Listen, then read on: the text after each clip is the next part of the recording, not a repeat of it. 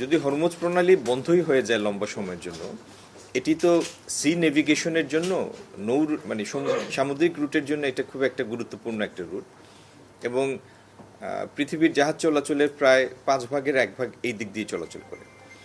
আগেও এরকম হয়েছে, হরমুজ প্রণালীতে বাধার কারণে বেশ কিছুদিন উত্তমাশা অন্তরীপ, যেটা কিপ অফ হর্ন বলি আমরা, আফ্রিকা ঘুরে জাহাজগুলি যেতে হয়েছে। তো এরকম পরিস্থিতির উদ্ভব হলে জাহাজ ভাড়া বেড়ে যায়, আর এটা তো সবাই আমরা বুঝতেই পারি, জাহাজ ভাড়া বেড়ে গেলে প্রত্যেকটা পণ্যের উপর সেটার একটা প্রভাব হয়। আজকের দিনে এই মুহূর্তে এত আশঙ্কার মধ্যে আমি যাব না, কারণ যদি দেখা যায় যে আগামী 2-1 দিন বা 2-4 দিনের মধ্যে জিনিসটার একটা সমাপ্তি ঘটে, তাহলে তো স্বাভাবিকতায় আবার আমরা ফেরত আসবো। Vision QLED Google TV, where colors come alive. আমরা দেখি পরিস্থিতিটার কিভাবে বিকাশ হয়, সামনের দিকে কিভাবে এগিয়ে যায়। বিকল্প প্রস্তুতি আমাদের আছে।